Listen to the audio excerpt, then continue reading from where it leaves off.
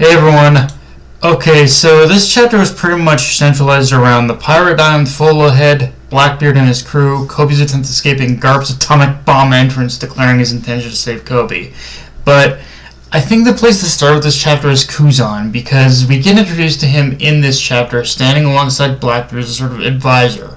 And during that whole exchange with Kobe and Blackbeard, I think it's a very safe bet to assume Kuzan confirmed what we had already known, which is that he's a deep cover operative of SWORD, and whether he's aware of it or not, I think he completely outed himself. Now, the big question from here is, with the whole situation exploding in Blackbeard's face with Garp's arrival, what exactly is going to be Kuzan's next move? Because in normal situations, this would be the point where the person undercover would reveal themselves as a turncoat. But the fact that we didn't get anything with Kuzan revealing himself says to me that there are legitimate reasons why Kuzan can't afford to be found out, which, assuming the next chapter is going to be focused on the confrontation between Blackbeard's crew and Garp, is going to be interesting to track.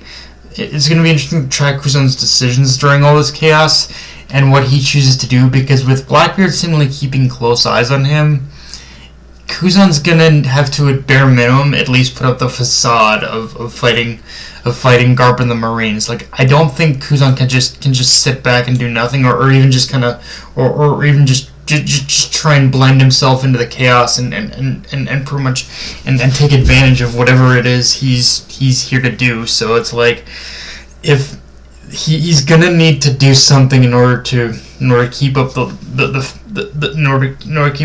up the facade of loyalty to Blackbeard, I think, at this point. With that said, though, let's talk about the Blackbeard pirates themselves, because we get a lot of very apt and on-the-nose Devil Fruit reveals from them. The first one is Pizarro's Devil Fruit, which is revealed to be the Isle Fruit. And for a moment, probably a lot of you, I had thought he had stolen Pika's fruit, but no. Apparently, this is an entirely separate power. In fact, one thing that seemingly makes Pizarro's power even more frightening than Pika's is that while Pika was limited to stone and rock-based environments, like, when it comes to Pizarro, he can move through any environment and freely. And honestly, although I did just talk about the possibility of Kuzan keeping his cover in check, I think Pizarro's ability might be a sticking point that's going to complicate matters for Kuzan. Like, just the fact that Oda revealed this ability at all is enough to indicate that Blackbeard might already know that pretty much Kuzan is a turncoat, and that all he's doing right now is monitoring Kuzan's actions. At least that's what I can personally glean from this, and it's almost like Blackbeard is waiting for Kuzan to kind of slip, like, in order to slip up himself, in order to finally just pretty much give himself that sort of like what is it? Just give himself that sort of reason in order to finally take like Kuzan out, like that kind of Kuzan out, or even steal his Delver. Like that's what I can personally glean from that. That's what I'm personally betting is happening here. Like I almost bet that he already knows. It's just a matter of waiting for Kuzan to slip up at this point. We also get Vasco's shot in San Juan's Devil Fruit reveals, which in the latter, again, those Devil Fruits themselves are very on the nose, but although in the latter's case, it is more or less confirmed. I think probably the size we saw him as at Marineford was because of his Devil Fruit, and in Vasco Shot's case, yeah, that has me curious as to what being a booze man or liquor man entails. Like, I mean, there's so many possibilities of what that could be, considering Oda's creativity, but if I had to take a wild guess on it, he can probably control. Vasco Shot can probably control liquor in the sort of way, like in sort of a water bending style. Like that's kind of the only thing that makes sense to me right now. Like, I don't know, I'll leave it up to you guys to decide, but like that kind of, I bet it's kind of like some kind of water bending type stuff. Like he can control he can control like the flow of the liquor and just how he utilizes it as a weapon. Like, that's the only thing that makes sense to me with this one. But of course, with that said, there are a few faces to talk about among the Marines of Sword. For example,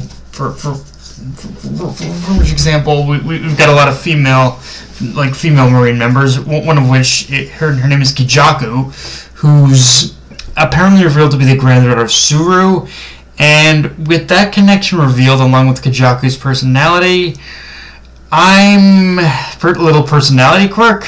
Let's just say I'd really like to know what the relationship is like between grandmother and granddaughter. Like, I imagine it's kind of similar to Garp's relationship with Luffy, except in this case that I imagine Suru gets even more frustrated by her granddaughter, just knowing the kind of power she has and her seemingly like dominatrix love for inflicting pain on people. But like, I imagine that in itself causes a little bit of an ethical issue in Suru's mind.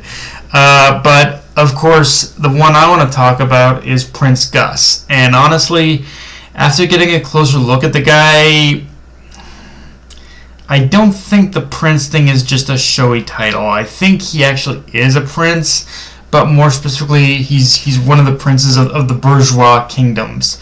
He's one of the princes of the bourgeois kingdom, more than likely making Gruss Cavendish's brother. Now, keep in mind, I'm not saying this with absolute certainty, but when I look at Gruss and I look at Cavendish, there are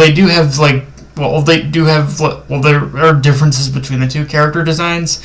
They also have very somewhat similar features. There are enough similarities about the two in order to make the possible connection hard to ignore as well. And if Gruss is in fact Cavendish's brother, then this makes me wonder more just what the hell is going on in the bourgeois kingdom. Like, if the bourgeois kingdom is facing this situation where all its royal princes are pirates or marines, what kind of circumstances is making this